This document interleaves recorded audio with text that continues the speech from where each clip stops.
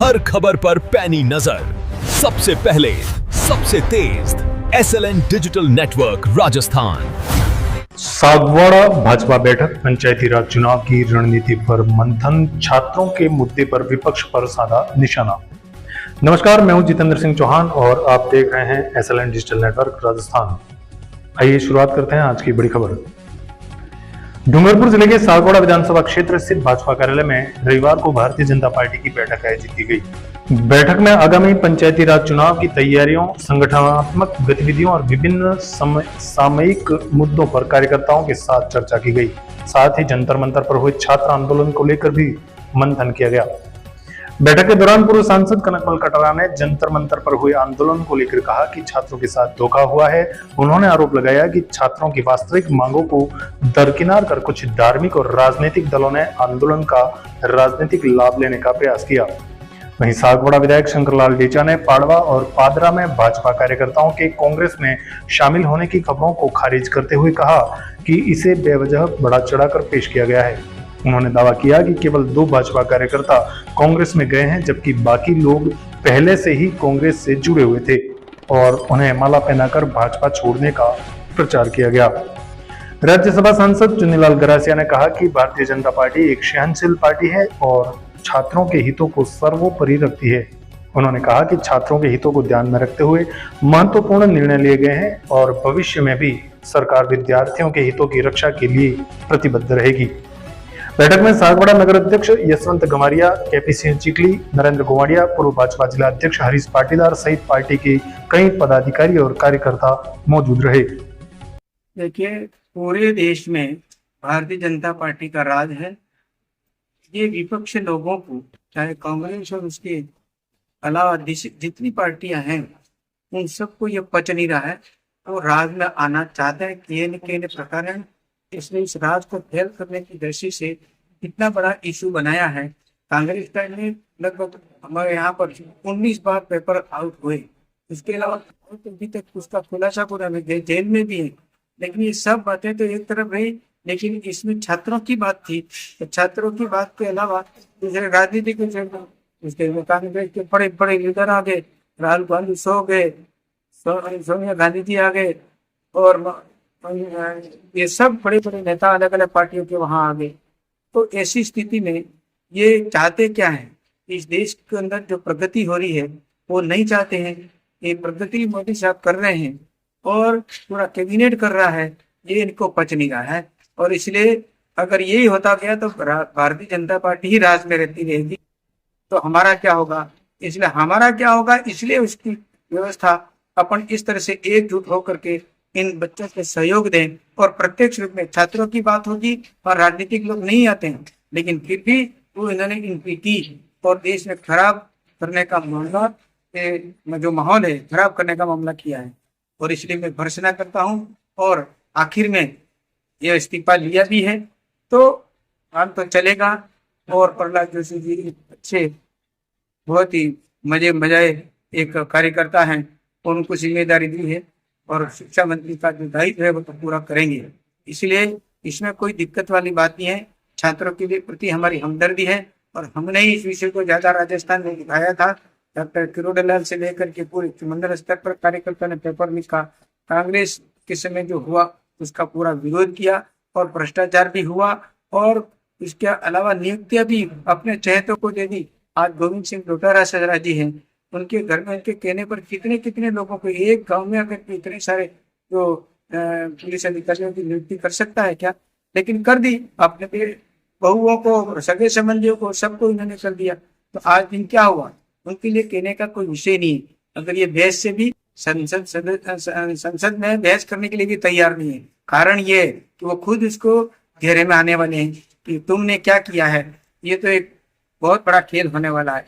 अगर ये मना इसलिए कर रहे हैं कि अब हमारा काम तो हो गया, अब वह संसद में तो हमारी बेइज्जती होनी है, इसलिए उससे बच रही है।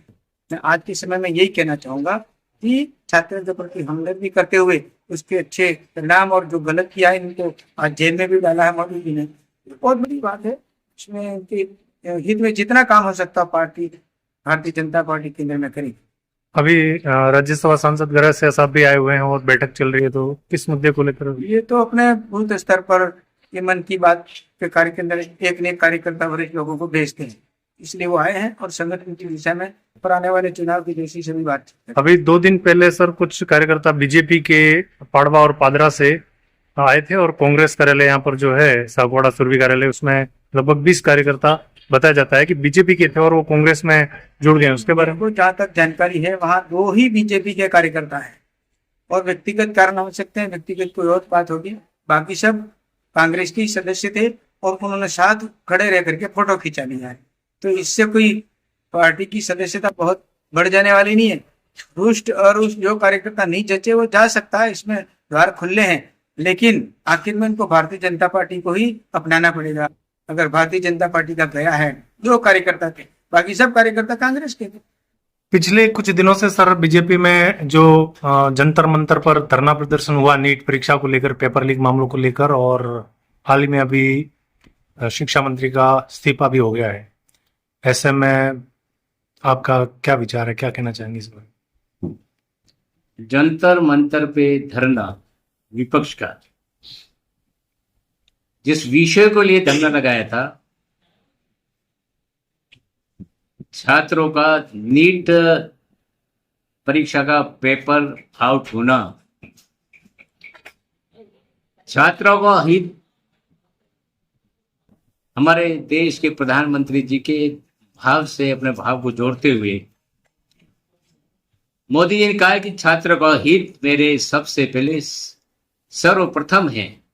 पहली वरीयता में अगर कोई मैं देश में किसी वर्ग के बारे में, हित के बारे में सोचता हूं तो छात्र हित मेरा प्रथम मोरल ड्यूटी के रूप में समझता हूं। इसलिए मोदी जी ने उसको चुनौतीपूर्ण मानते हुए इस धरने को, और इस धरने में जो जो भी मांगे इन्होंने की थी, और इस धरने का जो माध्यम बनाया था कांग्रेस जनता पार्टी केजीपी ने धरने पे बैठने के वाले सोनम वांगचुक जो 26 दिन तक धरने पे बैठे हैं, उनको धरने पे बैठने के से उठाने के लिए हमारे देश की 2 वर्तमान चिकित्सा मंत्री, भारतीय जनता पार्टी के पूर्व के राष्ट्रीय अध्यक्ष नड्डा साहब, और केंद्र में प्रधानमंत्री कार्यालय में मंत्री के रूप में जो काम देख रहे हैं, इन दोनों ने सोनम से बराबर देश के हित की बात की ही और धरना समाप्त करने के लिए बराबर आग्रह किया, और उनके आग्रह को सोनम जी ने देश हित में मान लिया और अपना धरना समाप्त कर दिया। दूसरा बिंदु यह है कि जो मांग उन्होंने की थी कि शिक्षा मंत्री को हटाना, जो लड़के इसमें अपने आप को पेपर लीक हो गया और जिन्होंने सुसाइड किया उनको मुआवजा देना, और तीसरा जो धरने पे केस जिनके ऊपर लगे हैं वो केस किसी के नहीं लगे, कोई केस हटाने के लिए चर्चा हुई थी। तीनों मांगे देश के प्रधानमंत्री जी ने मान ली है। उसमें हमारे देश के शिक्षा मंत्री ने उनको हटाया नहीं गया, इन्हें स्वयं ने अपनी मॉरल ड्यूटी समझ करके, क्योंकि उनके यह विषय उनकी शिक्षा विभाग से जुड़ा हुआ था, उस नाते एक सच्चे राष्ट्रीय भक्त होने के नाते उन्होंने स्वयं ने कबूल किया कि मैं इस मॉरल ड्यूटी को स्वीकार करता हूं और शिक्षा मंत्री के पद से रिजाइन करता हूं। उन्होंने रिजाइन किया और ये बहुत बड़ा एक प्रकार का देश के सामने ऐसा एग्जाम्पल रखा कि व्यक्तिगत हित बाद में है, राष्ट्र हित सर्वोपरि है। शिक्षा और बच्चों का, हमारे छात्रों का हित सर्वोपरि है। इन बातों को ध्यान में रखते हुए शिक्षा मंत्री ने स्वयं ने अपने पद से त्याग कर दिए, और इसके कारण अब लगभग विपक्ष से जो हाथ में जो गेंद थी वो निकल चुकी है। अब तो केवल हाथ मल रहे हैं, गेंद मोदी जी ने छीन ली है। और इसलिए कि इनके जो इसके पीछे स्वार्थ जो था छात्रों के नाम से, वो हित राष्ट्र के लिए बहुत कुठाराघात करने वाला था, छात्रों के नाम से देश में अराजकता पैदा करने वाले थे, और उसमें कई ऐसे असामाजिक तत्व शामिल हो गए थे जो देश की सरकार के मंत्री सरकार के मुख्यमंत्री प्रधानमंत्री जी, हमारे आदरणीय मोदी जी जो तीसरी बार देश के प्रधानमंत्री बने, जिस ढंग से देश को दुनिया में अग्रणी पोजीशन में लाए हैं, वो उनके दिलों में कहीं न कहीं तकलीफ हो रही थी। अराजकता के माध्यम से देश में बीजेपी की सरकार को कैसे हटाया जाए, इस तरह का माहौल बनाने की कोशिश की, लेकिन इनकी कोशिश फेल हो गई। और आज मैं कह सकता हूं कि आज इनकी मकसद बिल्कुल ही शून्य हो गया है। और बार बार सरकार ने राज्यसभा और लोकसभा में इनको आमंत्रित किया कि आपका विषय रखो, लेकिन लोकसभा राज्यसभा में विषय न रखिए। इनके नेता कहते रहे कि हम डेमोक्रेसी से नहीं निपटना चाहते हैं, हम तो सड़कों पे निपटना चाहते हैं। इस तरह का दुर्भाव इन्होंने रखा और ये स्टेटमेंट भी आए कि नेताओं के। मैं समझता हूं इसी स्टेटमेंट से ही कह सकते हैं कि देश में, हिंदुस्तान में अराजकता के माध्यम से केंद्र की सरकार को कैसे हटाया जाए। मैं समझता हूं कि यहाँ देश की जनता जानती है, देश की जनता ने चुन करके देश के प्रधानमंत्री और भारतीय जनता पार्टी को तीसरी बार शासन दिया है। निश्चित रूप से 3 साल शेष है, उस 3 साल शेष में आज आर्थिक रूप से चौथी स्थिति हिंदुस्तान की है। आने वाले समय में तीसरी स्थिति आर्थिक रूप से पूरी दुनिया में भारत की रहेगी। और हमारे देश के प्रधानमंत्री देश के दुनिया के सामने अच्छा नेतृत्व कर रहे हैं। कल दुनिया का नेतृत्व भी हमारे देश के प्रधानमंत्री करेंगे, क्योंकि देश की जनता उनके साथ है। धन्यवाद। जय भारत। अभी आप जैसा कि बता रहे हैं, तो इससे पहले क्या कांग्रेस के शासन में नीट के पेपर लीक नहीं हुए थे? उनके शासन में भी तो हुए मैं थे। कहना भूल गया, सॉरी। कांग्रेस के, हमारा अभी भारतीय जनता पार्टी की सरकार राजस्थान में, उसके पहले कांग्रेस के राज था। अशोक गहलोत राजस्थान के मुख्यमंत्री थे और उनका शिक्षा मंत्री। जब उनसे पूछा जाता है कि आप केंद्र में जो नीट की पेपर एक लीक हुआ और केंद्र ने जब इतना जल्दी सडनली स्टेप उठाया और परिणाम ले आए, आपके राजस्थान में 17 बार पेपर लीक हुए थे, ये किसने उठाया? प्रेस ने उठाया। क्या जवाब देता है शिक्षा मंत्री? अरे पेपर मैंने थोड़ा आउट किया है, वो तो आरपीएस ने आउट किया। यानी कितना गैर जिम्मेदार स्टेटमेंट तत्कालीन सरकार के शिक्षा मंत्री। ये आपके माध्यम से निवेदन करना चाहूंगा जनता को कि वास्तव में कांग्रेस की सरकार होती, वहां पेपर एक नहीं 15-15, 17-17 बार आउट हुए। और राजस्थान ही नहीं, जहां भी कांग्रेस समर्थित सरकारें जहां जिन प्रांतों में चलती, वहां पर भी पेपर लीक हुए हैं। लेकिन एक बार भी इस आज विपक्ष एक होकर के भारत सरकार के सामने पेपर लीक का जो इशू उठा रहा है, उन स्टेटों में, उन प्रांतों में कभी इस तरह का आंदोलन नहीं किया, कभी इस विषय का उठा करके छात्रों को आगे करके सड़कों पे नहीं आए। इसलिए कह सकते हैं कि कहते हैं हाथी के दांत खाने के अलग होते हैं और चबाने के होते हैं। ये दो मुही बातें बीजेपी नहीं कर सकती, ये दो मुही बातें देश के प्रधानमंत्री नहीं कह सकते हैं, न कर सकते हैं। ये दो मुही बातें केवल विपक्ष और विपक्ष की सरकार जहां जा रही, वहां उन्होंने दो मुही बातें की है। ये भी जनता के सामने हम बराबर इस विषय को उठा रहे हैं और ये भी कह रहे हैं कि हमको, जनता को सरकारें कौन अच्छा कर रही नहीं कर रही है, उनका भी विरोध करें, और अच्छा कर रही है उनका समर्थन भी करें। और छात्रों के बीच में, स्टूडेंटों के बीच में हमारे पार्टी के पदाधिकारी भी जाएंगे, हम भी सब जाएंगे कि छात्रों को समझाएंगे कि कौन आपका हितैषी है। देश का प्रधानमंत्री आपका हितैषी है, इसलिए जो आपने मांगी वो हमने तत्काल स्वीकार की।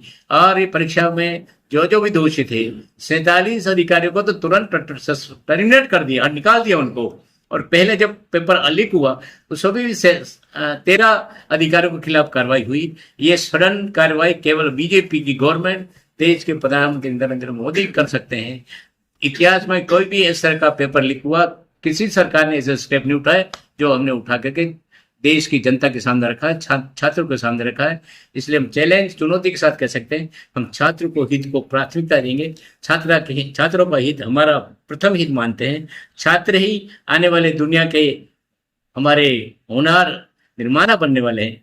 ऐसे छात्रों को हम उनकी भविष्य की चिंता बराबर करते रहेंगे। धन्यवाद। आज का जो विषय था बैठक का, आज का जो बैठक कार्यालय में बैठक हुई, इसका विषय आज सबसे बड़ा विषय तो ये था कि मोदी जी की, देश की प्रधानमंत्री मोदी जी की मन की बात, हर महीने में अंतिम रविवार को आधा घंटा 11 से 11:30 तक हमारे देश को संबोधन करते हैं और संबोधन में देश के हित में जो जो विषय आते हैं, देश के सामने जो चुनौतीपूर्ण विषय आते हैं और देश और दुनिया में जो चुनौतीपूर्ण विषय आते हैं उनका बराबर जनता के सामने रखते हैं, कार्यकर्ताओं के सामने रखते हैं, नेताओं के सामने रखते हैं।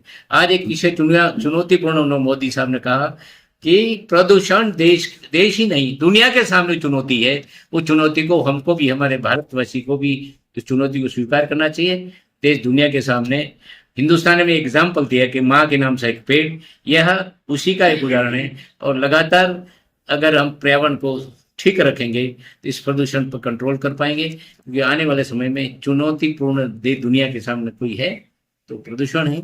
ये आज ऐसे कई और विषय भी इन्होंने टच किए हैं।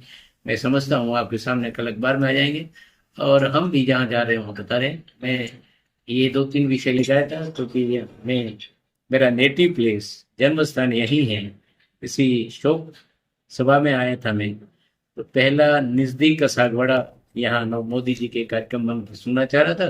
पार्टी के कार्यकर्ताओं को मैंने अगर किया, मैं आ रहा हूँ, मेरा वेलकम हुआ, मैंने साथ बैठ के सुना। और आज मन की बात में इसके साथ साथ में आज देश में क्या हाल हो रहे हैं, अराजकता किस तरह पैदा कर रहे हैं हमारे विपक्ष के लोग, सकारात्मक नहीं है, विकारात्मक है, देश को तोड़ने के लिए वातावरण बना रहे हैं। ये विषय मुझे आपके माध्यम से कहना था।